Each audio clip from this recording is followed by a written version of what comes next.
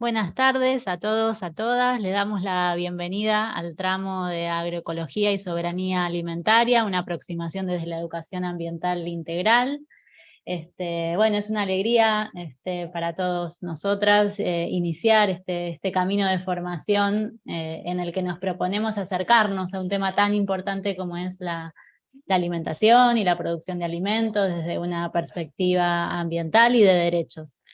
Bueno, es nuestra intención construir, ¿no? en este tramo algunas preguntas, algunas reflexiones que nos permitan identificar aquellos desafíos educativos, ¿no? con lo que nos encontramos en las escuelas al momento de abordar estos temas, así que contamos con la presencia de referentes muy importantes en el tema para ir trabajando de a poquito a lo largo de estas 3 jornadas. Bueno, queremos contarles en primer lugar que este tramo está organizado por el Programa de Educación Ambiental Integral de la Dirección de Educación para los Derechos Humanos, Género y ESI del Ministerio de Educación y la Dirección de Agroecología de la Secretaría de Agricultura, Ganadería y Pesca de la Nación. Y bueno, estaremos contando con la presencia de ambos equipos a lo largo de los diferentes encuentros, poniendo en diálogo los saberes que venimos construyendo desde los diferentes espacios. Así que bueno, para quienes participan por primera vez en este tipo de formación, contarles también que el tramo propone 3 encuentros. Nos estaremos encontrando los jueves a esta hora, de 16 a 17:30. Todo lo proyectado estará disponible en el canal del Infod, así que si no se pueden conectar de manera sincrónica, podrán ver de manera diferida estos encuentros en el momento que puedan. Está abierta la inscripción hasta la última jornada, así que los invitamos y las invitamos a anotarse, a inscribirse y a participar. Bueno, antes de comenzar con el contenido de la jornada, me gustaría presentarles a quienes nos acompañan en el día de hoy. Por la Dirección de Agroecología tenemos el honor de que nos acompañen referentes con una enorme trayectoria y compromiso en el tema. Estamos aquí junto con Eduardo Cerdá y Graciela Francavilla. Eduardo, ustedes saben que es el primer director nacional de agroecología de la Argentina, es ingeniero agrónomo, es referente internacional en agroecología y miembro fundador de la Red Nacional de Municipios y Comunidades que Fomentan la Agroecología, RENAMA. Es extensionista, docente, investigador. Y Graciela, también ingeniera agrónoma, docente de la Cátedra de Extensión Rural de la Facultad de Ciencias Agropecuarias de la Universidad Nacional de Córdoba, y también integrante de la Dirección de Agroecología. Y bueno, por el Programa de Educación Ambiental Integral nos acompañará en esta jornada Natalia Borghini, que es la coordinadora del programa, y también estamos aquí participando Natalia Couselo y quien les habla, Laura Canciani, integrantes del Programa de Educación Ambiental Integral. Así que bueno, me gustaría darle la palabra a Eduardo Cerdá para que les dé la bienvenida y después arrancamos con el contenido. Eduardo. Hola, ¿qué tal? Buenas tardes a todas y a todos, un gusto.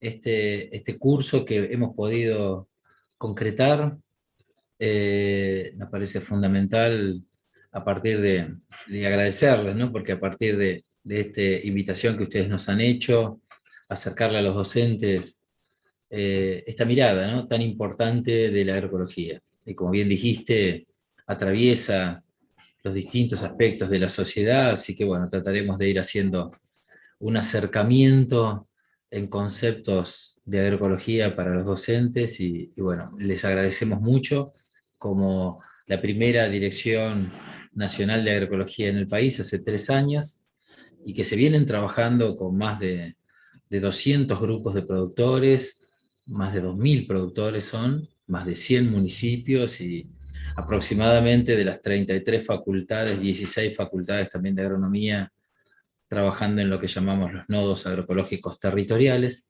que implica articular, ¿no? Algo que es muy de la agroecología, articular productores, que son los que nos dan los alimentos, los que cuidan los bienes comunes, los municipios, que es la menor unidad del Estado, y las facultades que tienen esa regionalización, esa validación de lo que se está haciendo. Así que les agradecemos mucho y bueno, ojalá que sean unas 3 lindas jornadas. Gracias, Eduardo. Bueno, y ahora le damos la palabra a Natalia Borghini, coordinadora del programa, también primera coordinadora del programa de Educación Ambiental Integral. Es un programa muy nuevito que surge a partir de la ley, así que ya nos contará un poco con más detalle Natalia. Te doy la palabra. Gracias.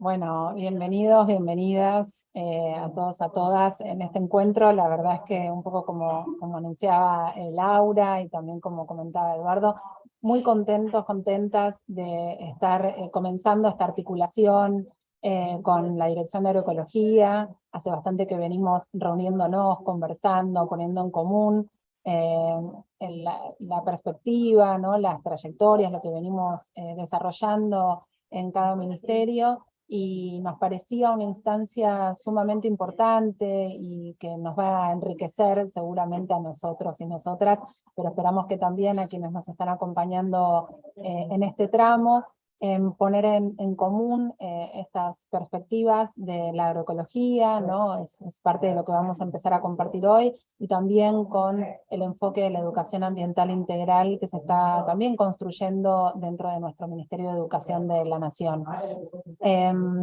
Nati, no sé si querés compartir, gracias, la presentación, y voy a comenzar contándoles un poco de qué se va a tratar este tramo de formación que nos encuentra comenzando en el día de hoy.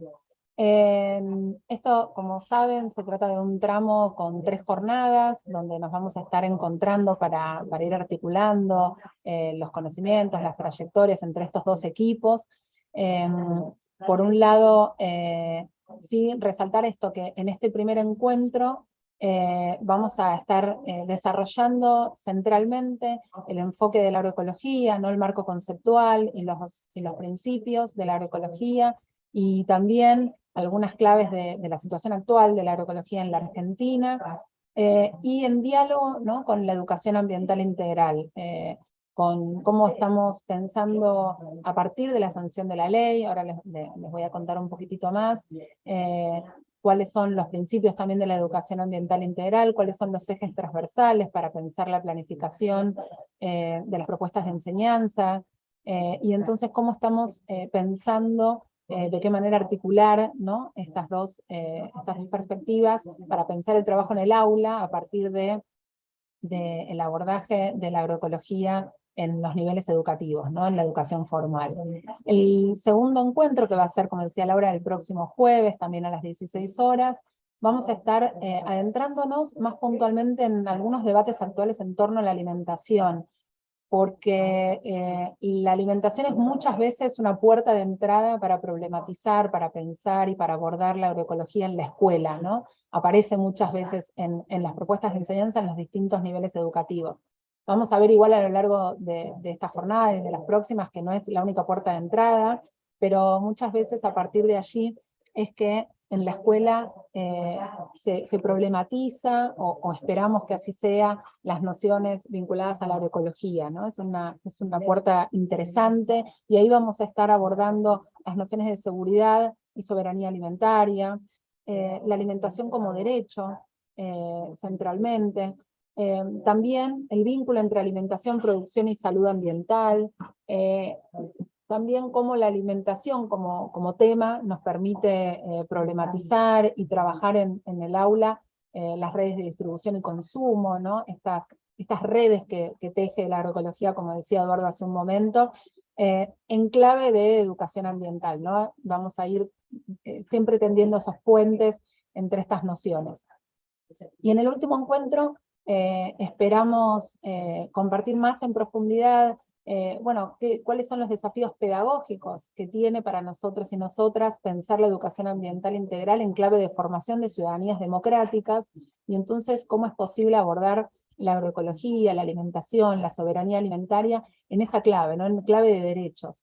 Y para eso también vamos a compartir las voces de especialistas de los niveles educativos, de los diferentes niveles, para pensar propuestas de enseñanza bien pegaditas a lo que sucede en las escuelas de nivel inicial, de nivel primario y de nivel secundario, y cómo podemos complejizar y seguir nutriendo nuestras miradas en torno a estas temáticas.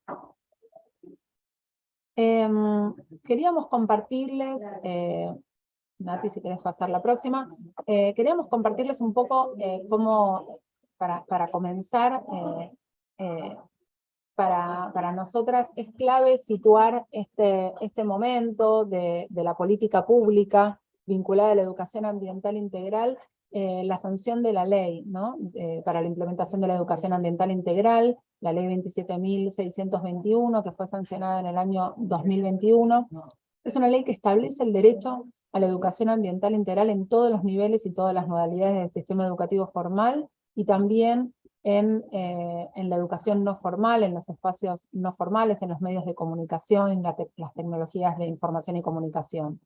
Es una ley que viene a plantear esto como un derecho, en ese sentido, a plantearle la responsabilidad, como dice nuestro ministro, al Estado Nacional, de que esto suceda en todas las escuelas, ¿no? Sabemos que, si bien la ley marcó un hito, especialmente a nivel nacional, porque a partir de allí se crea nuestro programa, el Programa de Educación Ambiental Integral, se vienen desarrollando en muchas jurisdicciones, en muchos ministerios de educación de distintas provincias, distintas jurisdicciones, diferentes líneas de educación ambiental integral hace mucho tiempo, y también en muchas escuelas. Sabemos que hay un gran compromiso de docentes vinculados a esta temática hace muchísimo tiempo, ¿no?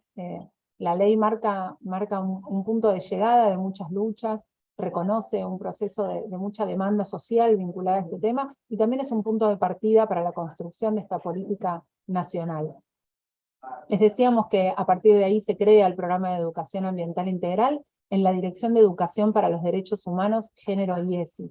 Es una educación que nuclea 5 programas transversales que tocan temas muy vinculados a la formación de ciudadanías democráticas, vinculados también a demandas de la sociedad, como es la educación sexual integral, la educación y memoria, también las temáticas vinculadas a la convivencia escolar y a la prevención y los cuidados en el ámbito educativo. Así que celebramos mucho la creación del programa en este marco, ¿no? En esta dirección que nos permite pensar a la educación ambiental en clave de derechos humanos, ¿no? Y también tomando mucho del recorrido de la educación sexual integral, que ya lleva 17 años luchando y instalándose en las escuelas en nuestro país. La ley plantea también pensar a la educación ambiental como una perspectiva pedagógica, ¿no? Como unos lentes desde los cuales nos invita a mirar el mundo, ¿no? Y nos plantea este desafío de pensar en clave ambiental las temáticas y las propuestas educativas, ¿no? Vamos a ver un poquito más de eso ahora.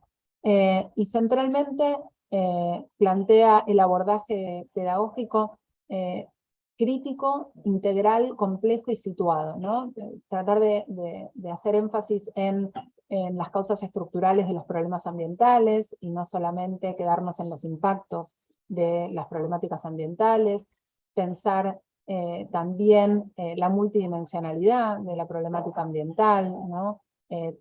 Discutir en algunos casos las miradas muy pegadas a las cuestiones puramente ecológicas o naturales de los problemas ambientales, y también mirarlos en clave situada, ¿no? De pensar también que los conflictos ambientales suceden en un contexto determinado, donde actúan diferentes actores sociales con diferentes intereses, donde se pueden armar también redes, y donde la escuela también tiene un rol muy interesante para pensar en las articulaciones, ¿no? Como nos planteaba hace un momento. Algunos puntos de partida desde donde nos estamos posicionando en este contexto, tiene que ver con, primero, pensar a la educación ambiental como un campo educativo heterogéneo, donde hay muchas perspectivas, muchas voces, dinámico y en construcción, ¿no? Sabemos que hay diferentes miradas, y los distintos momentos históricos también nos plantean diferentes desafíos en términos pedagógicos y políticos, ¿no?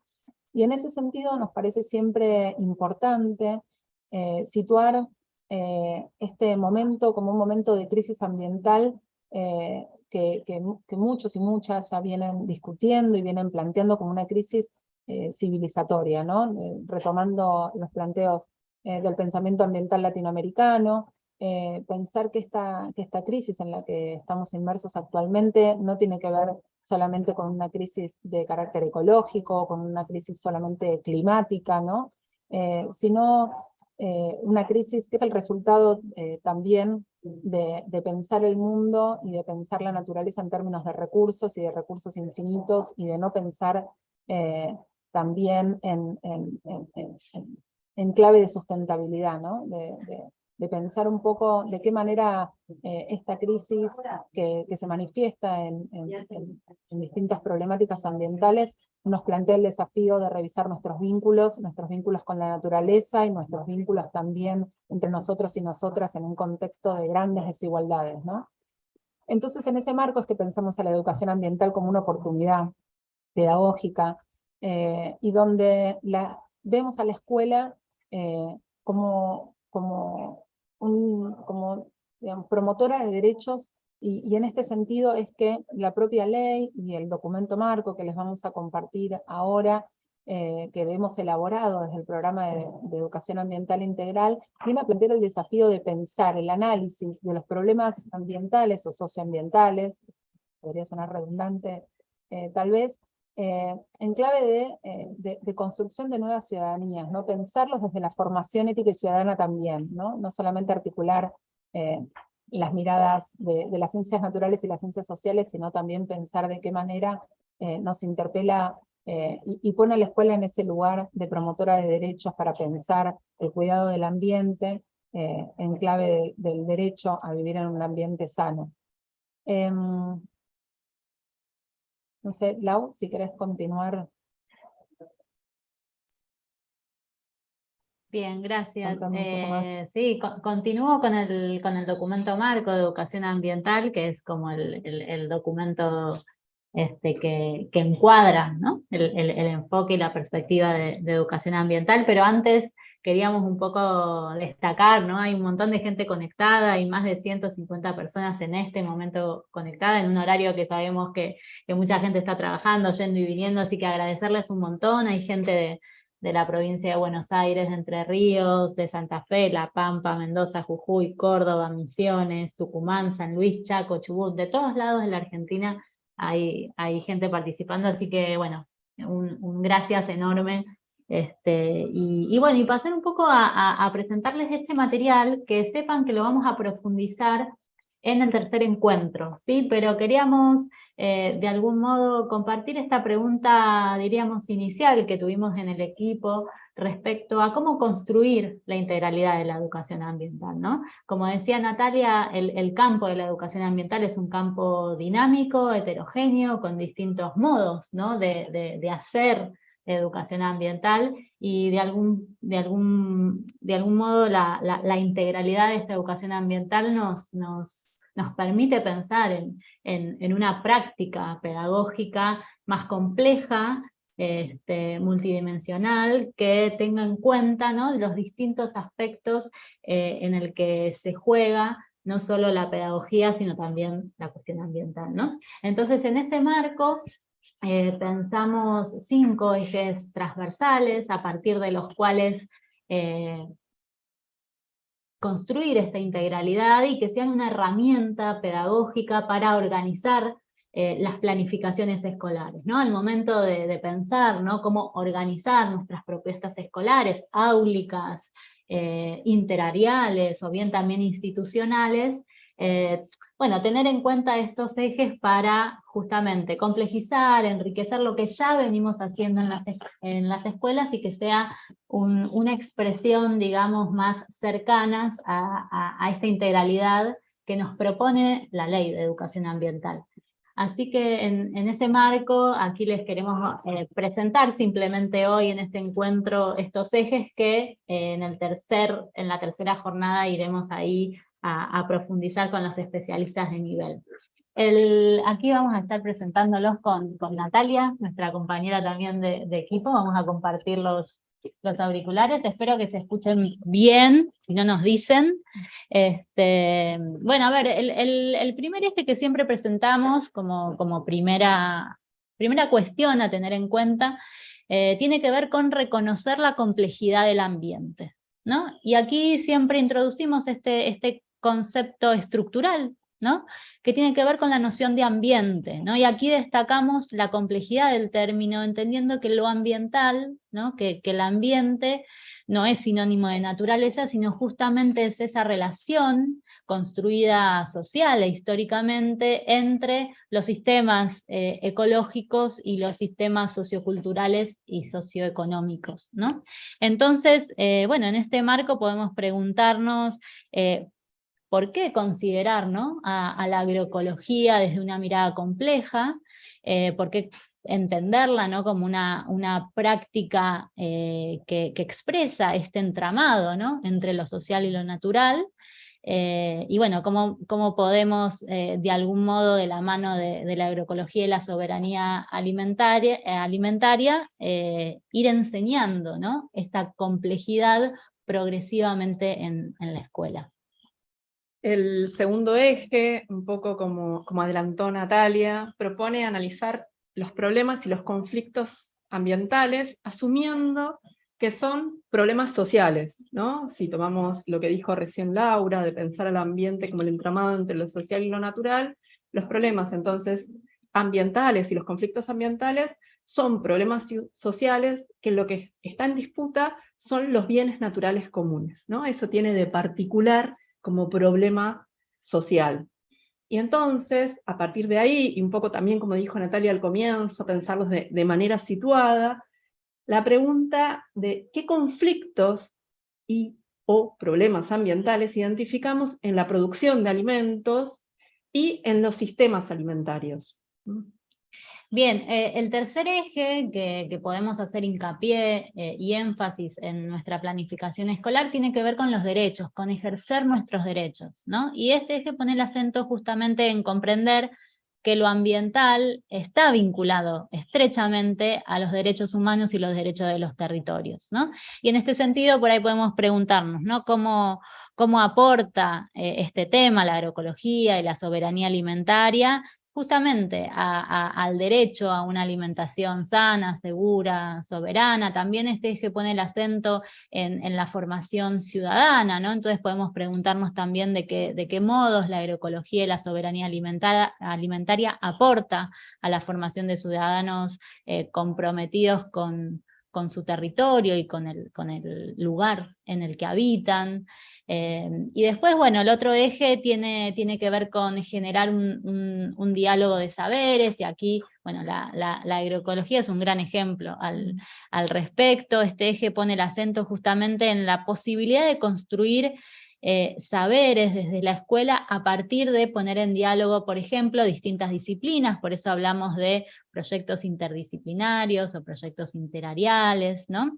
Entre otros diálogos posibles, ¿no? Entonces acá, bueno, las preguntas que se nos arman pueden estar ligadas a, bueno, cómo dialogan, por ejemplo, los saberes científicos, los saberes sociotécnicos, los saberes campesinos, los saberes populares, y bueno, y qué condiciones desde la escuela podemos generar para que justamente estos diálogos puedan llevarse a cabo, ¿no? Y el quinto eje, cuidar el ambiente y la sustentabilidad de la vida, un poco supone asumir que a cuidar se aprende, no es innato, y si se aprende es posible enseñarlo, y lo que tiene de particular el cuidado del ambiente es incluir la dimensión colectiva de ese cuidado, ¿no? Ya no es un cuidado de las personas, sino colectiva. Y en ese sentido, pensando en el tramo, nos hicimos la pregunta, ¿no?, de cómo aporta la agroecología, la soberanía alimentaria, o cómo puede aportar como una alternativa, ¿no?, reconocerla también como alternativa, pero cómo puede aportar al cuidado entendido en clave integral, es decir, el cuidado de la vida, el cuidado de los territorios, de los ecosistemas, de las personas, de los animales, el cuidado ambiental en ese sentido. Bien, así que aquí dejamos presentados muy rapidito los ejes, que como dijimos vamos a profundizar en clave más pedagógica en el tercer encuentro, pero bueno, también sirven de diálogo para lo que vendrá ahora en la presentación que va, entiendo, a comenzar Eduardo. Arrancás vos con la presentación de, bueno, de esto, de qué llamamos ¿de qué hablamos cuando hablamos de agroecología, de soberanía alimentaria? ¿Cómo aparece esto en la escuela? ¿Por qué es importante abordarlo desde una perspectiva integral y de derechos? Y bueno, ¿qué desafíos nos propone este tema? Así que Eduardo, te damos ahí la palabra y dejamos de compartir pantalla para que puedan compartir su presentación. Espérennos un segundito, que estamos en eso. Ahí dejamos, ¿no? ¿Pueden compartir? No sé si Eduardo vas a compartir pantalla. Sí, voy a hablar Bárbaro. primero yo y después Gracias. va a hablar Graciela, complementando lo que vamos a decir.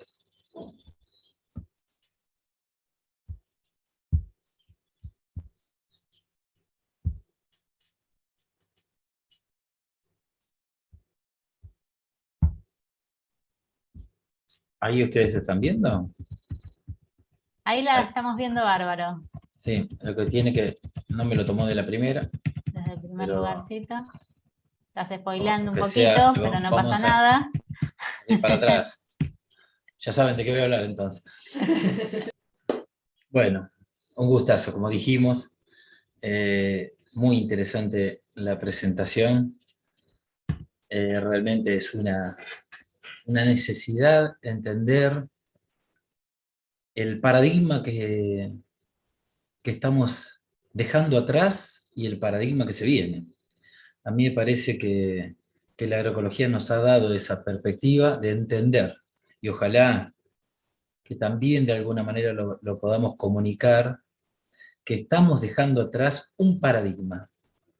Estamos dejando atrás el paradigma que se lo ha llamado de la modernidad, en el cual Newton ha sido uno de los grandes maestros y Darwin un acompañante, ¿no?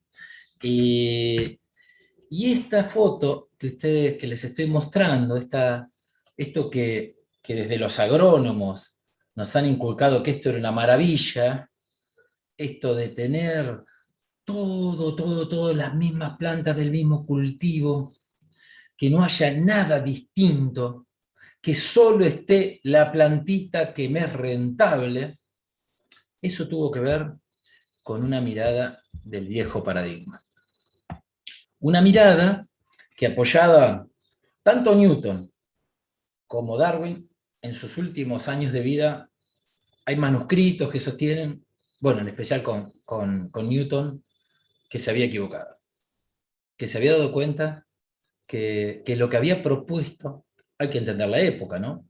Ahí en la época él tenía una presión bastante grande, donde tenía que hablar de la sustancia, tenía que hablar de lo físico. Y ahí no entraba nada que fuera energético, pero no por energía en sí, sino por que tuviera que ver con algo místico también, ¿no? Entonces, todo eso hizo que nosotros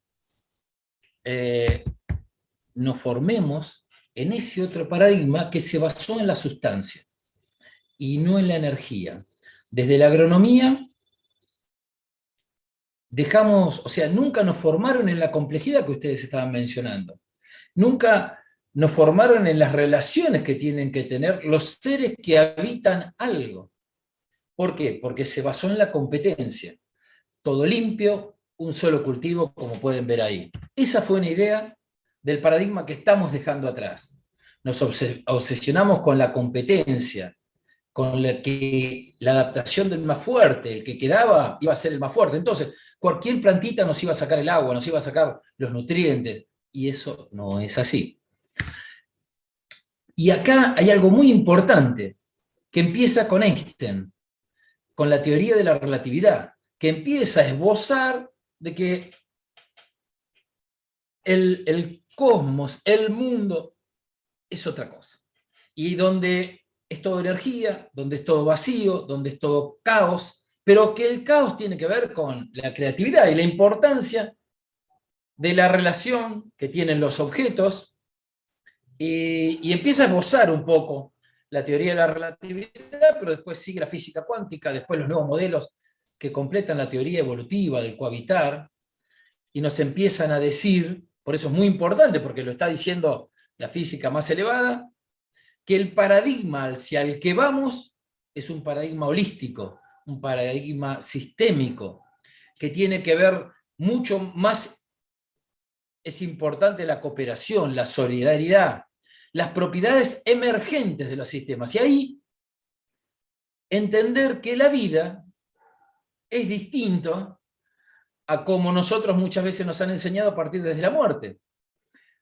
Muchas veces cuando uno empieza una carrera como medicina está cambiando, por supuesto, ¿no? Te llevan a la morgue para estudiar y diseccionar un muerto, diseccionar un animal, siempre diseccionando, y nunca tanto desde cómo se comporta ese ser, ¿no? Entonces, fuimos formados en una cuestión de causa-efecto, ¿no? Así, muy lineal. Y ahora necesitamos formarnos en algo mucho más abierto, con esta mirada multifuncional, multidimensional, relaciones. Fundamental este concepto. Entonces, necesitamos, como ustedes lo decían, abordar qué quiere decir sistemas complejos, y esa pérdida de vista del modelo que estamos dejando. Fíjense, Argentina, en los años 70, ustedes pueden ver el cuadrito de la izquierda arriba, los colores son los distintos cultivos que eran lo que formaban la producción del país, y más o menos podíamos ver un equilibrio. Avanzamos hacia el año 96, y ya ven el naranja de abajo, la soja que se empieza a estirar.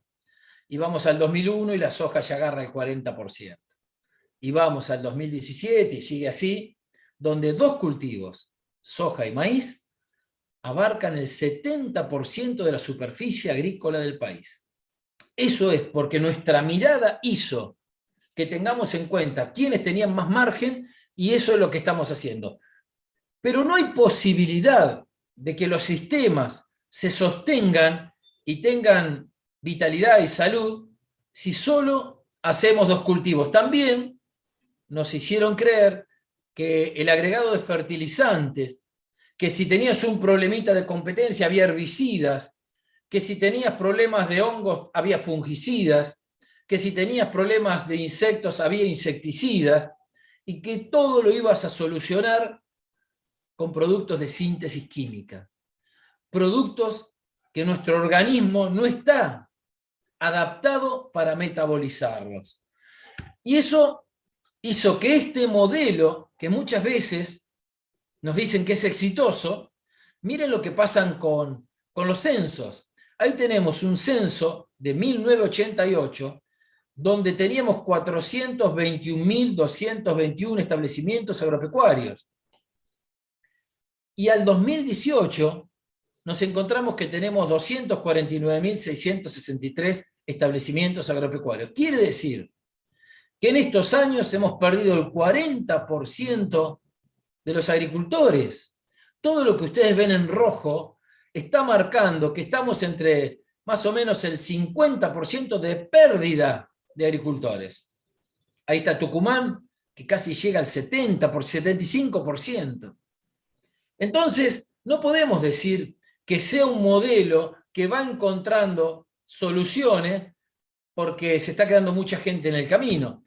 Y si esto lo miramos a nivel de producción láctea, nos pasa lo mismo. Teníamos 15.250 establecimientos lácteos, hoy tenemos 7.000, perdimos el 54% de los tambos. Entonces, algo nos está pasando, ¿no? Y también mostrarles que a partir del último tiempo, unos 25 años, se han generado especies transgénicas, donde se ha cambiado el orden de los genes para que sean resistentes, en especial agroquímicos. Entonces podemos ver cómo esos agroquímicos que son sistémicos Acá tenemos que dice glifosate y tienen GM corn. Quiere decir, ese es un ensayo de un maíz que es transgénico. Y ahí nos está diciendo que ese maíz transgénico, como se le aplica glifosato, en la constitución del grano también hay residuos de este herbicida. Y en el otro, que dice non-GM, quiere decir que es un maíz no transgénico, no se puede aplicar herbicida porque lo mata, por lo tanto, no tenemos esos residuos que nos dicen que un poquito no pasa nada. Pero uno dice, ¿qué pasa si yo todos los días consumo algo que tiene de jarabe de maíz de alta fructosa? Quiere decir que tiene maíz transgénico. Si por otro lado voy consumiendo distintos productos que tienen lecitina de soja, que tienen soja transgénica, ¿qué nos empieza a pasar? Estamos consumiendo cantidades en las cuales no hay ningún tipo de validación, cuánto puedo mezclar, cuánto puedo comer a través del tiempo. Eso es un problema. Y por otro lado, este tipo de productos sistémicos, como lo vemos ahí, tienen propiedades que hacen, bueno, como ser aparecer sustancias como el formaldehído, que es una sustancia compleja, pero a su vez estas sustancias son quelantes. Quiere decir, en este caso el glifosato es un herbicida donde captura los minerales. Quiere decir que los alimentos que estamos consumiendo tienen mucho menos minerales que los que teníamos hace 20 años. Eso se da en las verduras, se da en la mayoría de los alimentos que han perdido la cantidad de minerales. Esto lo vamos a abordar en el segundo encuentro. Entonces, estamos consumiendo en pequeñas cantidades sustancias químicas que nuestro metabolismo no está preparado, que son quelantes, que se capturaron los minerales y que a su vez tienen propiedades antibióticas, que es todo un problema eso. Bien, decirles que estas moléculas, hay montones de trabajos científicos que nos dicen que como ser en este trabajo es un antibiótico, fue patentado en el 2010 como antibiótico, pero tenía un inconveniente, no controlaba ni salmonella ni clostridium. Y eso hace que nos genere un problema en el equilibrio de nuestra microbiota, porque nuestros intestinos están cargados de bacterias que hacen a nuestro sistema inmunológico y a nuestra posibilidad de estar contentos, porque generan la serotonina. Esto, por suerte, la medicina lo está poniendo muy, muy en valor y entendiendo. Y acá viene algo muy lindo, que lo que nosotros tenemos en nuestros intestinos también son las mismas bacterias que están en el suelo, que están en una planta. Entonces tenemos una realidad, algo como lo decimos, una cuestión muy sistémica, todo está muy relacionado. Otro trabajo que nos dice, en este caso, abejas que están perturbadas su microbiota intestinal. Todos los seres dependemos de bacterias.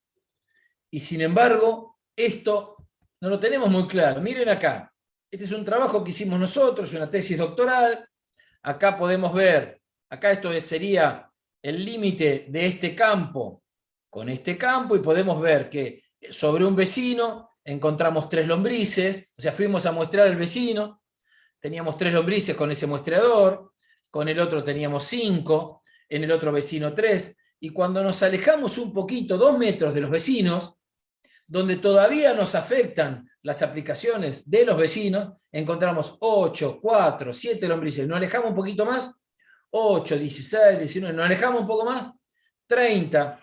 Y bueno, este trabajo nos estaba indicando que el glifosato afecta en forma subletal a la dinámica y a la población de las lombrices, que son claves en la producción de alimentos. Podemos ver también acá, por eso hablaba de bacterias, las afectan. Son nuestro microbiota, son nuestro sistema inmunológico. Afecta a las lombrices, que son el gran intestino del suelo. También afectan a insectos, como en este caso las arañas. A la izquierda tenemos una tela de araña normal, que es como las arañas cazan las plagas. Ahora, cuando hay una aplicación de un agroquímico, miren lo que pasa con la red. Empiezan a desarticularse en su producción. Empiezan tardan muchísimo más en hacer la tela de araña.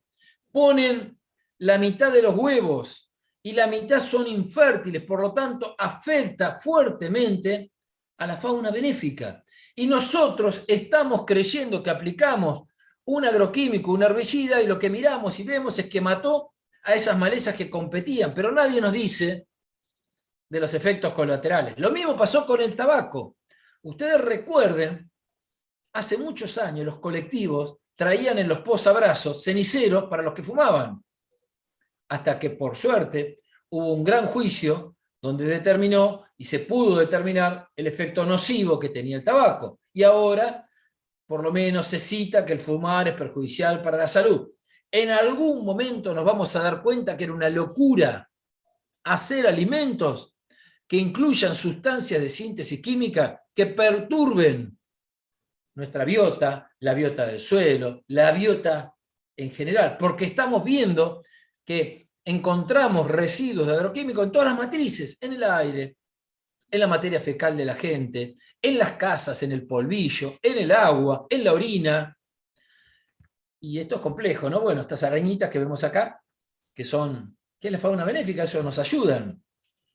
Decirle que varios trabajos, en especial de la Universidad Nacional de La Plata, nos muestran que la cuenca del río Paraná está contaminada, que el 40% de los lagos pampeanos bonaerenses también están contaminados. De trabajos que se hicieron en el mercado central, podemos ver ahí los citrus con 34 principios activos de síntesis química que provienen de los agroquímicos, y ahí tenemos frutillas con 30, manzana con 30, apio con 28, acelga con 28. Y esto, ¿no? Que podemos encontrar manzana con 15 productos, 50% cancerígenos, 30% disruptores endocrinos, que es mucho más complejo, porque son efectos que a lo mejor no se ven rápidamente, son todos efectos crónicos. Decirles que ya se ha fallado a través de la justicia, como ser en Pergamino, donde el agua de los vecinos tenían hasta 18 agrotóxicos. Decirles que la naturaleza también se resiste, y este gráfico nos muestra cómo en el 95 no había ninguna planta espontánea resistente a agroquímicos, y empieza a aparecer el amaranthus, que es el yuyo colorado, y al poco tiempo, en el 2004, aparece, 2005, el sorgo de Alepo, y así en poquito tiempo aparece el lolium, que es el ryegrass, y en poco tiempo, y ahí es como que ya se resiste la naturaleza, y al 2018 teníamos 32 plantas espontáneas o malezas resistentes a 4 grupos de herbicidas. Hoy estamos superando las 45 plantas encontradas que resisten a un montón de agroquímicos. ¿Y la solución cuál es? Aplicar más. Entonces el país, Argentina, que en el año 95 aplicaba 100 millones de litros o kilos de agroquímico, hoy está superando 5 veces más, 500 millones de litros o kilos de agroquímicos. Somos el país con más cantidad de agroquímicos por cabeza. Por otro lado, el INTA nos dice, durante estos últimos años hemos perdido entre el 30 y 50% de nuestra capa fértil, y eso no se soluciona fácilmente. Acá tenemos una foto de Lincoln, de la provincia de Buenos Aires, donde podemos ver que cuando llueve los suelos están altamente compactados porque han perdido la vitalidad, han perdido la porosidad, han perdido la respiración, cómo no puede entrar el agua y se inundan. Y en un suelo donde hay plantas, seres vegetales, la situación es totalmente distinta. Y lo peor que, como ese agua no se absorbe, va hacia abajo, pedimos canales, pedimos y terminamos sacando toda esa agua dulce al mar. Y después tenemos problemas de sequía como estamos viviendo en toda esa zona. Por lo tanto, decirles que es muy importante, no es lo mismo si el tomate, la verdura, la fruta, viene de un suelo altamente intensificado, fertilizado, con 2, 3 minerales que tienen los fertilizantes, una planta utiliza más de 20 minerales, no es lo mismo que un suelo que está cuidado, que está vivo, que tiene lombrices, que tiene bacterias, que tiene hongos, en un equilibrio, y todos esos le dan la vida a la planta y que nos permite tener buenos rendimientos, porque todo eso se va a trasladar a nuestro intestino. Entonces, en suelos diversos, en suelos fértiles, vamos a tener un microbioma o una microbiota saludable. Mientras que si los suelos están muy debilitados y artificializados, vamos a tener problemas en nuestra alimentación. Por lo tanto, decirles, desde la joven Dirección Nacional de Agroecología, y con más de 2.000 productores que hacen agroecología en más de 200.000 hectáreas, que es un mito que sin agroquímicos no se puede producir, igual o mejor que con esta agricultura de tipo industrial que nos hacen creer que si no aplicamos todo el tiempo no se puede producir. Creo que ese es un gran concepto que nos tiene que quedar claro. Por eso, para la agroecología, entendemos que no se utilicen insumos de síntesis química ni organismos genéticamente modificados porque traen moléculas que nuestro cuerpo no está preparado. Y porque decimos que no a eso porque tienen efectos colaterales. Nadie nos cuenta que en esto hay muchos problemas, que la cuestión no es lineal. Por eso hemos trabajado en el 2021 con un grupo de asesores de investigación científicos, con movimientos, para determinar y definir bien qué es la agroecología, qué tiene que ver con producción de alimentos, con campos extensivos. Acá no hay escala, hay campos muy grandes que están haciendo agroecología, como puede hacerse en predios muy chicos, donde la cadena trófica, la integración con todos los seres que habitan y que deben formar y son el alimento de esos suelos son muy importantes, donde el mercado, la oferta y la demanda no es un buen compañero, que es muy importante que el productor se acerque y esté en contacto con quién va a ser su consumidor, para quién va a preparar esa verdura, esos bolsones. Eso es fundamental, porque no se trata de una oferta y demanda, se trata de un costo que tiene un productor, por más que haya mucho o poco, y una ganancia que le permita vivir, porque si no, no es posible que sigan produciendo. Acá tenemos la última foto, como en el diplomado de agroecología en la Universidad de Córdoba se está haciendo un trabajo con productores y ahí ellos están hablando de los principios que hacen la agroecología. Para nosotros la agroecología debe ser económicamente viable, se tiene que poder vivir, no es un hobby, debe ser socialmente justa y debe ser ambientalmente sostenible. Y esto hablamos de sistemas de producción agropecuaria, de recolección, de pesca, de turismo, de elaboración de alimentos, de comercialización, de consumo, de comercialidad. Y esto lo que busca es tener una mayor resiliencia socioecológica y que estén orientados a mejorar la calidad de vida de toda la sociedad. Esto que parece tan amplio, y lo es, tiene mucha complejidad, pero sepan que detrás de todo esto hay ciencia, hay una sociedad argentina de agroecología, hay una sociedad científica latinoamericana que trabaja en esta visión sistémica y holística para encontrar nuevas miradas, donde los productores también investigan, porque esta es una cuestión diferencial. Intentamos tratar de conocer cómo es la vida, cómo funcionan estos sistemas que tienen que estar vivos y no drogados, no artificializados. Clave para una salud general, por eso es esta nueva mirada en la salud de todos. Decirles que se están haciendo distintas producciones, distintas formas, porque la agroecología tiene principios, pero es situada, es adaptada a cada región. Y que a su vez hay movimientos que reclaman, por favor, dejen de fumigarnos. Ustedes dicen que no hace nada, pero por favor alejen de nuestras casas estos productos porque nosotros vemos que no nos hacen bien. Entonces están todos los movimientos que dicen, por favor, alejen las aplicaciones. Y esto tiene que ver con algo que se mencionó, derechos humanos, tienen que ver con el artículo 41 y 42 de la Constitución, el derecho a un ambiente sano, el derecho a tener y respirar el aire, tener un agua de consumo y no contaminada. Todo eso es la agroecología y es un concepto que va evolucionando. Por lo tanto, la agroecología es, como división, ir avanzando para no tener que usar más, no depender más de insumos de síntesis química. Basta de remedios, basta de drogas, porque buscamos la salud. Y para lograr eso hay 13 principios que hay que ir conformando. Acá les muestro un poco cómo planteamos, cómo formamos a los productores. Esta mañana terminamos el curso para los programas de cambio rural de la Secretaría. Les digo, más de 200 grupos de productores que hacen agroecología. Y acá podemos ver la complejidad, y estos principios hablan de que un establecimiento debe ser diverso, diverso en todo sentido, diverso desde lo vegetal, diverso desde lo animal, diverso desde lo comercial, diverso en las relaciones. Esa diversidad debe acompañar a la regeneración y cuidado del suelo. Debemos incorporar a los animales. Ellos nos aportan vida, nos aportan alegría, nos aportan ejercer el derecho del cuidado hacia ellos. Debemos protegerlos, darles un ambiente sano. Y de esa manera contribuimos a entender que estamos manejando seres vivos. Todo eso, a su vez, ellos contribuyen al reciclaje. Y cuando el productor empieza a entender y los técnicos empezamos a entender, estos 5 principios se generan las sinergias. Y ahí es donde aparecen estas nuevas miradas, donde 2 más 2 ya no es 4, puede ser 5, puede ser 6.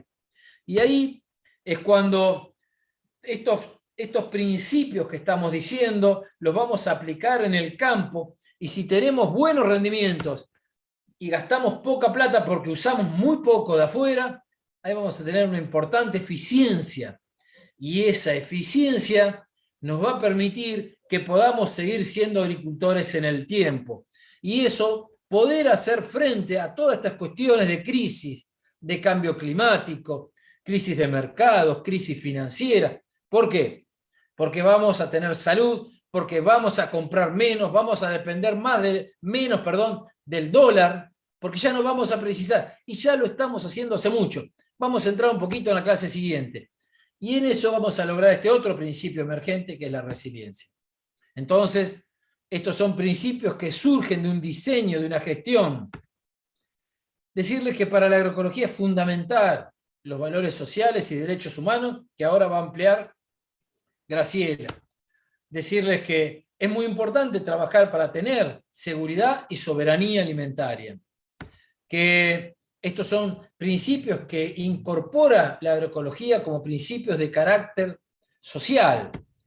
Y en todo esto es muy importante avanzar en la economía circular, achicar las logísticas, achicar todo lo que es transportes, accidentes, costos. El 30% de nuestros costos de alimentos están de alguna manera tirados en combustible, en neumáticos, con mantenimiento de rutas. Así que, y todo esto nosotros entendemos que es muy importante que lo empecemos a trabajar en las escuelas, con los niños, con los chicos, con los adultos, primero desde los docentes, entender toda esta complejidad. Y por lo tanto, la importancia que tiene la mirada del paisaje. Sepan que tenemos más sentidos, que hay un sentido que tiene que ver con el equilibrio, el sentido del movimiento, el sentido del vivir. Somos seres contemplativos, somos seres que nos alegramos cuando estamos frente a un animal, cuando estamos frente a un vegetal, y ni hablar para los chicos, cuando son chicos que tienen que formar su cuerpo, que tienen que fortalecerse, se fortalecen con ese intercambio, con esos otros seres, con su familia, pero a su vez con sus mascotas, cultivando con el suelo, entendiendo que algo que puede ser un residuo se transforma en algo tan fundamental como un suelo. Entonces, el enfoque territorial es fundamental. Y todo esto lo podemos hacer algo tan complejo desde una mirada que tiene que ver del diálogo de saberes, entender que entre todos construimos nuevas miradas para lograr entender los sistemas y para tener nuevas soluciones, y que no sean parches, sino que sea entender cómo funcionan estas cuestiones. Así que, de mi parte, un gusto, agradecerles, y le doy lugar a la ingeniera Graciela Francavilla, que es parte del equipo de la Dirección de Agroecología de la Secretaría de Agricultura, Ganadería y Pesca, y también profesora en la Universidad de Córdoba. Muchas gracias, y compartís de nuevo vos. Ya dejamos de compartir.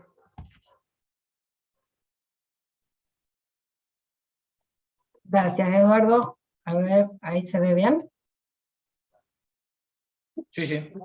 Sí, ahí se ve bien. Gracias. Ahí vamos a entrar en detalle con algunos de estos principios que nos acaba de presentar Eduardo. Uno de ellos, que es uno de los últimos que acaba de nombrar, es el de la creación conjunta de conocimientos y el diálogo de saberes. Este principio, como bien vieron ustedes recién, es un principio de carácter transversal. Y decimos esto porque es un principio que se relaciona con la realización de todos los demás principios. Básicamente se refiere a que los conocimientos, las tecnologías, las innovaciones, se crean en base al diálogo de saberes, entre los agricultores y las agricultoras, con los profesionales de diferentes disciplinas, y en base a metodologías participativas. Porque estas metodologías son las que de alguna manera nos permiten poner en juego y poner en valor los saberes de estos agricultores y agricultoras. Porque en definitiva son ellos quienes conocen el paisaje que habitan cotidianamente, son ellos quienes conocen los olores, los sonidos, lo conocen profundamente. Y por eso decimos que la transdisciplina, que es esta forma de organizar el conocimiento y de generar el conocimiento, que trasciende los límites de la disciplina y también trasciende los tipos de saberes, son clave para generar innovaciones sociotecnológicas adecuadas a las demandas locales y al desarrollo de la agroecología. Es justamente este diálogo de saberes el que permite poner en valor esos diversos saberes para el bien común, porque muchas veces el saber de los productores y de las productoras no es valorado, no es tenido en cuenta, y son ellos quienes justamente por habitar ese espacio durante muchos años, conocen en profundidad incluso sus ritmos naturales, ¿no? Y ese saber es fundamental a la hora de generar estas innovaciones situadas. ¿Y por qué es tan importante? Porque justamente esa transdisciplina permite esa construcción compartida con todos los actores, y permite generar ese conocimiento situado, local. Porque como les decía Eduardo recién, las prácticas agroecológicas se adaptan, son prácticas que surgen de estos principios de la agroecología, y se adaptan al contexto ambiental, social, económico, cultural y político. Una de las herramientas que tenemos para esto es la investigación en acción participativa, justamente porque permite generar instancias donde participan todos los actores, y ese proceso de investigación, de generación de conocimiento, está orientado a la acción como posibilidad de transformación de los territorios, y a su vez cuidando el aspecto particular de la socialización del conocimiento. Acá en esta imagen a la derecha vemos investigadoras que están poniendo en común los resultados de los ensayos realizados a campo junto con los productores. Entonces se generan instancias donde productores y productoras, profesionales, estudiantes, también docentes, generan conocimiento de manera conjunta para resolver los problemas productivos. Otro principio que nos parecía importante compartir en este primer encuentro es el de la economía circular y solidaria. Este principio tiene dos dimensiones. La primera tiene que ver con esto, ¿no? Con la cooperación de diversos actores para prolongar el uso y valor de bienes y reducir la generación de residuos. Algunos pueden describir este principio como lo que sería el reciclaje, pero a escala territorial. Y acá vemos un ejemplo de unos tambos que utilizan los desechos de las cervecerías artesanales para generar la leche y el queso agroecológico. O sea, lo que es un desecho en un lugar es un insumo importante en otro. Del mismo modo, otro ejemplo que por ahí es más cercano a las ciudades es el aprovechamiento de los residuos orgánicos y los residuos de poda para elaboración de compost. Y el compost es un insumo de gran calidad y muy utilizado en la producción hortícola, y también se le puede usar en la generación de plantines o en los viveros forestales, ¿no? Son ejemplos para pensar esta economía y esta circularidad a escala del paisaje, ¿no? Y de los territorios.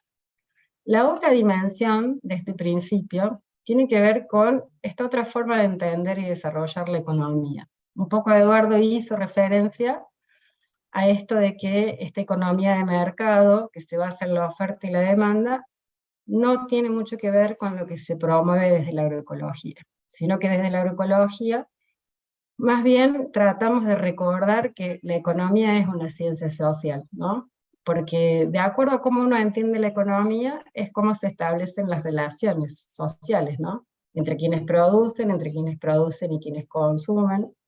Y en este caso, hablamos de fomentar o promover estos mercados equitativos, que fomenten la proximidad y la confianza entre quienes producen y quienes adquieren estos bienes y servicios generados. Hablamos de que ya no hay una competencia entre los productores, por ejemplo, dos productores hortícolas ya no están compitiendo entre sí, sino que se reconocen como aliados para generar estrategias que los fortalezcan. Y del mismo modo, las relaciones entre los productores y los consumidores no son relaciones de oposición, que uno está tratando de poner un precio más alto y el otro más bajo, sino también, otra vez, pensarse en la posibilidad de ser aliados, generar alianzas, para buscar el bien común, buscar un precio justo, ¿no? Y en este contexto es donde también surgen las posibilidades de garantizar la calidad a través de los sistemas participativos de garantía. Que estos sistemas permiten garantizar la calidad sin subir el costo de los productos y fortaleciendo la participación de todos los actores. Esto lo vamos a profundizar en el segundo encuentro, y por ahí para poner en común algunos titulares, en esta nueva forma de economía circular y solidaria, se promueve esto, ¿no? Cuando es necesaria la intermediación es de carácter solidario. Se busca el precio justo, como les decía recién, se busca promover ese consumo responsable, y en ese sentido van surgiendo de a poco, como ya hace varios años en otros países, comunidades que sostienen la agricultura, y esta idea de los prosumidores, que son los consumidores que empiezan a asumir un poco los riesgos a los que están expuestos los productores. Entonces se generan estas organizaciones para el consumo, que muchas veces apoyan a los productores y los acompañan en los riesgos que ellos asumen en torno al mercado o a los fenómenos meteorológicos extremos y demás. Que ahora vamos a hablar un poquito de esto, a través de este principio que también queríamos compartir hoy, que es el de la resiliencia. También lo nombrábamos hace un ratito. Es una propiedad emergente, se logra a partir de la aplicación de otros principios, y se refiere a esta capacidad de recuperación luego de perturbaciones, que pueden ser fenómenos meteorológicos extremos, plagas o enfermedades, y también cambios en el mercado. ¿Cómo logramos esta resiliencia? Bueno, la diversidad es un principio clave, y vamos a profundizar en ello en el próximo encuentro, pero fundamentalmente porque permite establecer mecanismos de autorregulación, evitan la ocurrencia de plagas y enfermedades. Y a su vez también promueve la flexibilidad, porque si hay algún problema que afectó un cultivo, puedo responder económicamente y sostenerme a través de los otros cultivos. Otra estrategia es fortalecer esto de los mercados territoriales. En la medida que yo como productora o como productor participo menos del mercado convencional, me independizo de esas crisis de mercado. Porque estas cuestiones que tienen que ver mucho con la especulación, con las subidas de dólar y demás, poco afectan los mercados territoriales de carácter local y solidario. Otra estrategia tiene que ver con la organización social. En la medida que participamos de grupos y nos organizamos, suelen generarse fondos comunes. También surge fácilmente el trabajo colaborativo. Cuando un productor fue afectado por el granizo, entre todos nos organizamos y vamos a ayudarle a replantar, lo ayudamos en su economía también, bueno, con distintas estrategias. Y finalmente con infraestructura, puede ser con riego o con mallas antigranizos, como se ve acá atrás de las productoras. Eso evita la incidencia o reduce la incidencia de estos fenómenos meteorológicos, incluso la sequía también. En la medida que podemos gestionar el riego, es más fácil salir adelante. Por eso decimos que superamos estas perturbaciones con más diversidad, con más organización, con más infraestructura. Y hoy la resiliencia socioecológica es de fundamental importancia en este contexto actual de crisis climática, para sostenernos, ¿no? Y finalmente, hablarles un poquito de lo que es este principio de la soberanía y la seguridad alimentaria. Por un lado, contarles que la seguridad alimentaria es considerado un término más bien técnico, ¿no? Porque habla de garantizar el acceso a los alimentos sin observar mucho dónde y cómo se producen. En cambio, la soberanía alimentaria, podemos decir que la agroecología contribuye a su fortalecimiento porque impulsa la autonomía de estos sistemas de producción y comercialización locales. Y ya hablamos de un término que es más de tipo político, cuando hablamos de soberanía, porque nos referimos al derecho que tenemos las comunidades a decidir qué, cómo, quiénes y dónde producir para alimentarnos. Y esto en armonía con la naturaleza y de acuerdo a nuestra identidad cultural. Por eso la soberanía alimentaria se refiere a un término que nos fortalece como pueblos y como comunidades, porque nos da el poder de definir estas políticas de producción, ¿no? Y por supuesto, integrando con lo que decía Eduardo hace un ratito, que el alimento nos sirva para andar livianos, que sea un alimento lleno de vida, pero es lleno de vida porque el suelo ha sido vivificado, porque las plantas son sanas y fuertes, y así esas plantas nos pueden alimentar y fortalecer nuestra salud. Así que bueno, muchas gracias. Gracias Eduardo, gracias Graciela, acá estamos leyendo muy atentas los comentarios de los participantes, de las participantes. Hay un montón de comentarios, la verdad. Prima el agradecimiento por la claridad, por el compromiso, por la pasión, y por también brindar información que nada, en el mismo chat nos damos cuenta que se van contestando entre los mismos participantes y se van generando, bueno, estas redes un poco que en los territorios también se da en los espacios virtuales y digitales, así que estamos, la verdad, muy, muy contentas. Sí. Estuvimos sistematizando ahí algunos comentarios, preguntas, no sé si Nati querés empezar con esta primero. Sí, es bastante más específica, pero fue una de las primeras dudas. Sí, preguntaron qué son los disruptores endocrinos, y quizás está bueno aclarar, apareció cuando lo estabas nombrando, Eduardo. Cuando estabas hablando de agroquímicos y una de las consecuencias en la salud. Sí, hay muchas de estas sustancias que tienen un efecto sobre procesos hormonales. Es más, puede entrar en el organismo, generar esa disrupción y salir del organismo. Por lo tanto, no es fácil identificarlo, que entró porque ya salió. Entonces, cuando nos provoca algún tipo de cambio en la cuestión hormonal, después se van a desencadenar otros procesos que son imprevisibles de lo que puede pasar. Y hay muchos herbicidas de uso muy cotidiano, de muchos millones de litros, que son también disruptores endocrinos. Muchas gracias. Aparecieron varias preguntas y una que quizás hilando con lo que estabas comentando, de Pedro Felipe García, que nos hace la pregunta, en realidad una reflexión más que una pregunta, dice: ¿quién hizo creer que la producción sin agroquímicos no es posible? ¿No? Como para, en el chat se notó la variedad de personas, algunas que ya habían escuchado de agroecología y tienen más recorrido, por eso fue interesante lo que dice Laura recién, que se fue entramando y se fueron contestando mismo en el chat. Pero bueno, si quieren reponer algo a eso, prosigo con...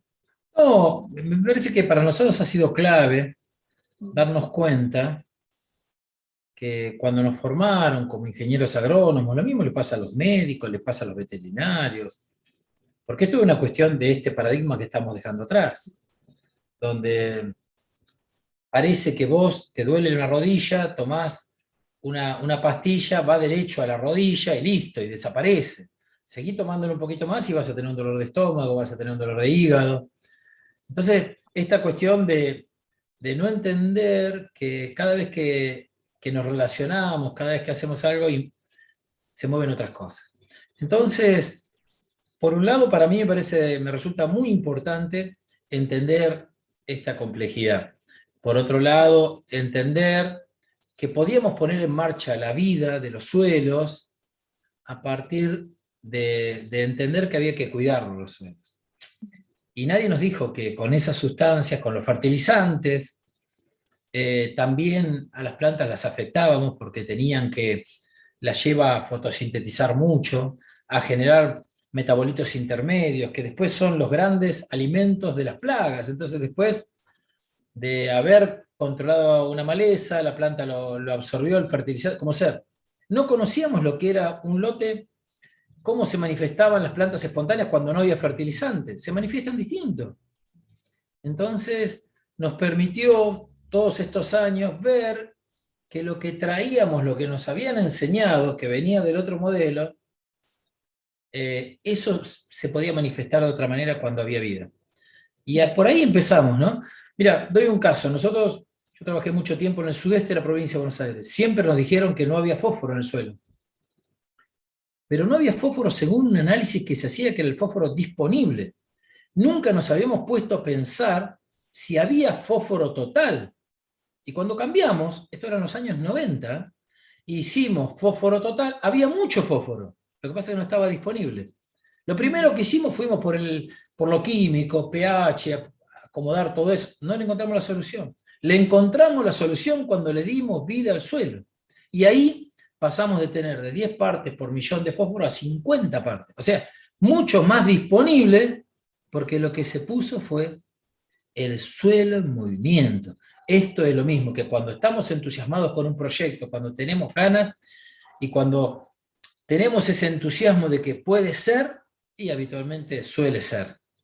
Si nos deprimimos, es muy difícil que algo lo podamos concretar, porque también todo esto nos afecta en la voluntad. Y tenemos que entender que esta coherencia que tenemos que lograr entre lo que vamos pensando y lo que hacemos es la que después nos va a dar el ánimo y las ganas, pero que va a tener que ver con el ambiente y con lo que comemos, para que podamos ser una mejor sociedad. Así que bueno, todo se vincula y es muy interesante. Sí, a mí me parece que tiene mucho que ver con, bueno, con varios de los ejes, pero te escuchaba, Eduardo, y pensaba en el eje reconocer la complejidad del ambiente, que supone en principio poner en diálogo dos complejidades, la complejidad de los sistemas naturales y la complejidad de los sistemas sociales y el dinamismo de ambos. Y ahí yo te escuchaba hablar y pensaba en las vinculaciones curriculares posibles para poder comprender, ¿no?, de qué estamos hablando. Recién Eduardo decía de fósforo disponible, entonces yo pensaba en el secundario, en un profesor de química, pero también hablaba de las plantas, entonces pensaba en primaria, en los docentes de ciencias naturales, pero cómo estamos hablando de producción de alimentos y de alimentación, entonces también cómo entran las ciencias sociales. Graciela habló de economía y de cómo entendemos la economía que tiene que ver con las relaciones sociales, ¿no? Esas vinculaciones curriculares que nos permiten hacer, y un poco también tomando el comentario de Eduardo que decía del suelo en movimiento, Laura a veces nos dice de poner en movimiento el currículum, es decir, la perspectiva ambiental también nos invita a otra mirada a los diseños curriculares, es decir, en principio quizás no necesitamos nuevos contenidos ambientales, sino remirar el diseño desde una perspectiva ambiental que reconozca la complejidad y la diversidad como punto de partida, ¿no? Sí, y el movimiento, ¿no? Porque digo, el movimiento es vida, básicamente. Si hay algo estático mucho tiempo, hay algo que tal vez funcione mal. Y me parece que esta invitación que a través de este tema hacemos a las y las docentes tiene que ver con animarnos a dinamizar las planificaciones curriculares, los diseños curriculares, a mirar los contenidos de una manera más flexible, abierta, y con perspectivas que nos inviten a este nuevo paradigma, ¿no? Eduardo inició la intervención, digamos, la exposición, con la certeza de estamos dejando atrás un paradigma, ¿no? Disfrutémoslo. ¿Qué? Disfrutémoslo. Disfrutémoslo. Y me parece que eso también nos pone en un lugar activo dentro de los lugares que habitamos, ¿no? desde en la chacra, en nuestras casas, en la escuela, digo, nos coloca también a nosotros, y en este caso a los docentes, ¿no? En nuestro ejercicio docente y práctica docente, a un lugar más activo de poder aportar a un cambio de época, a un cambio en la construcción de los saberes, ¿no? Que nos permitan en ese sentido imaginar otros mundos posibles, y no solo imaginarlos, sino llevarlos a cabo en la escuela. En la escuela aparecen mucho también como proyectos el tema de la huerta escolar, ¿no? Y a veces también, digo, la huerta escolar es una interesante puerta de entrada para, bueno, para mover el currículum, para tener otra experiencia formativa también en la escuela, ¿no? Porque podemos pensar que es un aula muy distinta al aula que normalmente transitamos en la escuela, y bueno, me parece que había varios comentarios al respecto, ¿no? Había Ahí, parecido... ahí quería agregar, podemos estar charlando, pero una de las cuestiones es que nosotros, este nuevo paradigma nos dice que nosotros estamos dentro de la naturaleza, no estamos afuera. O sea que no son dos modelos, no son dos miradas, y el investigador no está más afuera del cuadro, está dentro del cuadro. Por lo tanto, cuando observa, modifica también. También es muy importante empezar a acercarnos a la mirada de lo vivo. ¿Qué es lo vivo? ¿Qué es lo muerto? Lo muerto es algo que está totalmente por las leyes de la gravedad, es pesado. Es más, muchas veces tendemos a decir que algo lo asociamos con una máquina. En realidad los cuerpos, montones de cosas con máquinas, y no tienen nada que ver.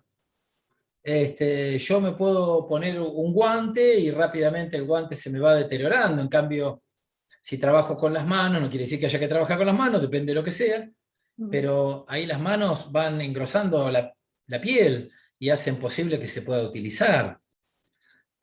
Una máquina la dejo de usar y se pone, se traba, se oxida, y el cuerpo hay que ponerlo en movimiento, ¿no? Y tiene otro tipo de relaciones, el oler, el sentir, ahí cuando hablan de la huerta, que tiene que ver con la escuela, el cultivar una semilla, que esa semilla lo que nos genera y genera esa planta, ese árbol que seguramente tiene una escuela por ahí, salió de una semillita, que fue lo que acumuló esa planta en esa flor. ¿Por qué una flor tiene colores? ¿Por qué tiene olor? Hay mucho para trabajar con los sentidos, mucho para trabajar con lo que son las formas y qué hay detrás de las formas. No quedarnos solo en las formas. Si nos quedamos en las formas, ahí vamos al paradigma anterior del patriarcado, de la cosificación, y esto por eso es que nos está llevando a otros puertos, a entendernos dentro de la naturaleza, que somos sí los seres más complejos, los más evolucionados, con otros desafíos, que pensamos individualmente. La mayoría de los seres, los animales pueden pensar más grupalmente, y los vegetales son los que nos responden al ambiente, ¿no? Bueno, todas esas son cuestiones para reflexionar, para pensar. Las plantas no se enferman, manifiestan un ambiente, y las plantas son las que hacen a la vida del suelo. Y nos hicieron creer que la vida del suelo, los rendimientos estaban basados en los fertilizantes. Eso es drogadicción, no es salud. Sí, qué interesante. El nivel inicial se habla mucho de mirar con otros ojos, ¿no?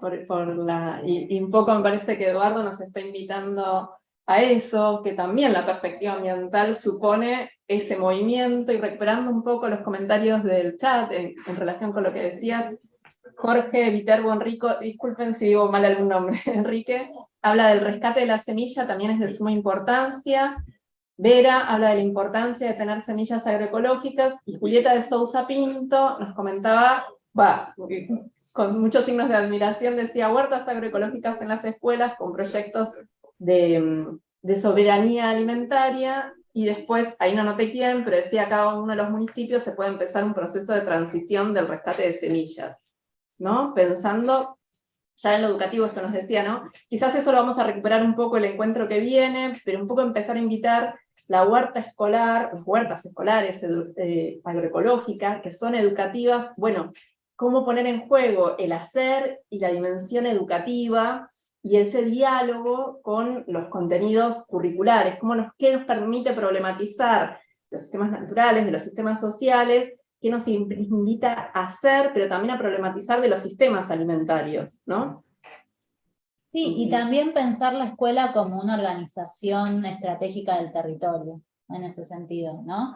En estas redes que también Graciela traía y demás, pensar a la escuela como esa posibilidad de seguir entramando con las distintas organizaciones de los distintos territorios. Ahí las escuelas, las universidades tienen un rol muy importante. Y respecto también a los contenidos y a los diseños curriculares, cuando hablaban Eduardo, Graciela, yo pensaba también en aquellos contenidos que tal vez no se vinculan directamente con la problemática de la alimentación, de la agroecología, bueno, o de la soberanía alimentaria, pero que también podemos entenderlos como puentes para poder hacer de otra manera. Digo, hablaron de la lógica de la competencia, hablaron de las lógicas de la cooperación, ¿no? Como dinámicas que son propias también de la agroecología, ¿no? Entonces digo, más allá de los contenidos específicos, preguntarnos, bueno, ¿qué relaciones sociales construimos en la escuela también, ¿no? Si construimos y fomentamos una cultura de la competencia, o si estamos, bueno, invitando a construir conocimientos y relaciones sociales en la escuela desde la cooperación. Entonces, también desde ese lugar estamos aportando, ¿no?, al paradigma y a los principios de la agroecología, porque por ahí tal vez algún docente, alguna docente puede sentir que, bueno, en mi materia la verdad es que todavía no veo la relación, ¿no?, directa con este tema, lo quiero trabajar y no sé cómo, enseño matemáticas, bueno, no sé, aunque igual se relaciona un montón, pero digo, también a veces pasa esta dificultad de decir, bueno, quiero aportar pero no sé cómo, ¿no? Y me parece que hay contenidos que se vinculan directamente por la propia temática, y también hay contenidos y lógicas desde las cuales podemos aportar a este hermoso paradigma, a eso iba. Sí, por ahí en ese sentido es como reconocer que las instituciones, no solo las educativas, las instituciones en general, tienen una estructura de funcionamiento y una lógica de funcionamiento que no han sido diseñadas ni generadas para trabajar en conjunto, y incluso lo que estamos haciendo hoy es algo que hacemos como trascendiendo esos límites institucionales y administrativos. No es sencilla la articulación entre las instituciones, y hacia el interior de las instituciones educativas también es como para que se den esos espacios de articulación entre las distintas asignaturas y los distintos espacios pedagógicos. Hay que dar espacios, ¿no? Hay que generar espacios donde se encuentren los distintos docentes y los distintos instructores y los distintos roles de la escuela, para pensar y animarse a abordar esa hoja en blanco que por ahí es, y animarse a que no haya nada, y que hay que crearlo, hay que crear algo nuevo que es fruto de este pensar en conjunto. Y por ahí es eso lo que nos ha ido pasando con este paradigma que se está yendo, como decía Eduardo, que nos ha hecho pensar en esta cajita. Los biólogos pensando en esta cajita, los sociólogos pensando en esta otra cajita. Y casi no tenemos espacios para encontrarnos a pensar juntos. Entonces, por ahí una de las estrategias desde el ámbito institucional es darnos esos espacios para pensar en conjunto con la hoja en blanco y para crear. También nosotros decimos que estos temas, lo ambiental y la agroecología, nos permiten pensar en otros modos de construir conocimiento y también otros modos de hacer escuela, ¿no?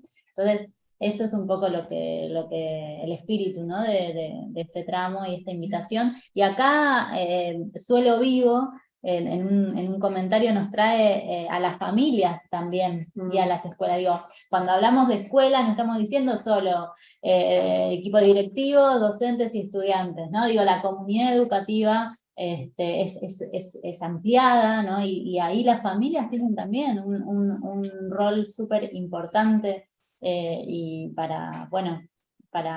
desde donde construir, ¿no? La escuela. ¿Alguno más? ¿Algún comentario que quieras rescatar, Mati? Sí, algunos que tienen que ver con algo que vamos a ver el próximo encuentro, ¿no? Que Agustín Casalilos preguntaba sobre los productos certificados con sello verde como agroecológicos, si son 100% confiables. Un poco adelantar que eso lo vamos a ver en la jornada siguiente. También hablaron de la economía social y solidaria, y vamos a hablar bastante en el encuentro que viene. Y algo que apareció interesante en el chat, y fueron dialogando entre los participantes, es la mirada de la antropología sobre la alimentación, y ahí Valentina Fernández dijo, tenemos mucho que aprender de la cosmovisión de los pueblos originarios y su vinculación con la tierra, reflexión justamente hoy, 12 de octubre, y un poco recuperar, ahí les doy la palabra, pero recuperar este eje que habla de diálogo de saberes. Entonces, cómo entendemos la alimentación desde distintos saberes y cómo entender la alimentación como algo sociocultural, como también cómo se hacen los alimentos, qué es alimento y qué no es alimento dentro de las culturas, ¿no? Un poco de eso también vamos a hablar en la jornada que viene y en la jornada 3, que vamos a pensar las vinculaciones educativas. No sé si querían comentar algo al respecto. Me llama la atención que, bueno, que nos traen la mirada, la cosmogonía que tienen nuestros pueblos ancestrales, ¿no?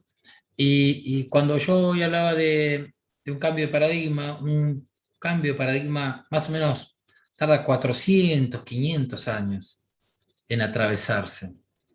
Así que nosotros venimos de un paradigma que si estará enraizado, ¿no? De 400 a 500 años. Qué casualidad que hace 500 años la numerología, la astrología salió de las facultades.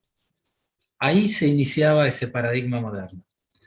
Porque no quisimos mencionar nada, porque de pronto a las escuelas en la mayoría se va de día, pero la importancia que tiene para todos lo que pasa con la luna, miren los ciclos de las mujeres, los ciclos de gestaciones, para las plantas es fundamental. Y podríamos hacer muchos ejercicios de mirar las horas del día, como todos los días tenemos un minuto menos de horas del día, y van a ver que en tal duración del día empiezan a brotar, y en tal duración del día se empiezan a caer las hojas, y en tal duración del día aparecen las flores. O sea que lo de arriba gobierna prácticamente, sin embargo no lo estudiamos. Y bueno, esto nos habla de un paradigma incompleto. Y bueno, trataremos de ir acercándonos de a poco, ¿no? Pero nos da mucha alegría y nos hace sentir muy, muy contentos y vivos. A pesar de estar atravesando esta crisis de paradigma, entendemos que somos una de las pocas generaciones que le toca atravesar esto. Así que hay un camino enorme por avanzar, aprender, y ojalá que todos se entusiasmen, porque lo mejor que nos puede pasar es tener la curiosidad de querer saber más sobre cómo funcionamos, cómo funcionan las cosas, y eso es estar vivo, ¿no? Sí, yo pensaba qué sucede en las grandes ciudades, ¿no? Cuando hablabas de estas cuestiones y también, nosotras estamos acá en plena ciudad de Buenos Aires, y cómo también poder imaginar una agroecología que venga de la mano de repensar, ¿no? Las ciudades y los espacios urbanos, y cómo también es necesario apostar en las escuelas, ¿no? Que que conforman, digamos, las grandes ciudades, la posibilidad de pensar otros modos de producir alimentos y no solo de consumir, ¿no? Porque a veces en las grandes ciudades, bueno, estamos fuertemente interpelados por la cuestión del consumo, ¿no? Y uno siente que puede aportar desde el consumo de alimentos agroecológicos, que está muy bien, digamos, pero también la posibilidad de imaginarnos una agroecología urbana que persiga estos principios y aparte que nos facilite un poco la vida urbana que tan intensa y tan tensa resulta en este sentido, ¿no? Sí, en algún punto nos invita también a repensar los vínculos ruralidad-urbanidad, ¿no? Que tan estancos parecían. Entonces creo que la agroecología pone en tensión ese vínculo, si es verdad que hay un espacio urbano y rural o si hay una relación entre los dos. Sí, en la escuela aparece un montón también eso, ¿no? De como contenido curricular, bueno, el campo, la ciudad, ¿no? El espacio rural, el espacio urbano, ¿no? Y a veces esos contenidos también se presentan como separados. Entonces creo que esto nos posibilita estos temas, bueno, este movimiento también entre los territorios. Bueno, estamos llegando a un poco la hora ya de cierre, solo también comentar que hubo distintos, ¿no? Comentarios, digo, miro para allá porque tenemos anotados todos los comentarios. Por un lado, este agradecimiento por todo lo que están compartiendo, al mismo tiempo de que, bueno, estamos viviendo una realidad bastante aterradora, dicen algunos por ahí, ¿no? En un contexto también de discursos negacionistas respecto no solo al cambio climático, sino a los derechos humanos y demás, ¿no? Este momento, bueno, tan particular que como sociedad argentina en particular y también en términos globales estamos viviendo, así que nada, si quieren decir algo al respecto, saber que bueno, la información y la posibilidad de brindar, creo que este tipo de espacios es un primer paso y un gran paso primero para encontrarnos y después para apostar, ¿no? Que esto realmente sea una apuesta esperanzadora para construir un futuro más justo, más digno, más disfrutable también, ¿no? Quedan unos minutitos, no sé si quieren dar un cierre y saludar y nos estamos despidiendo. Agradecer la participación de todos los y las docentes, un gusto estar acá, y solo dar el titular de que vamos a estar compartiendo algunos materiales, algunos videos para que vean antes del próximo encuentro. Lo mismo, muchísimas gracias. Y bueno, este espacio, que se puedan acercar gente que a lo mejor no conoce el tema, que empiece a sonar un poquitito de qué estamos hablando, bueno, me parece fundamental y por eso tratamos de estar en todos lados, como para que esto siga creciendo y haya cada vez más masa crítica que lo demande, ¿no? Así que muchas gracias. Bueno, gracias a todos, a todas, muchísimas gracias otra vez Eduardo y Graciela, un honor, un placer, un gustazo escucharlas.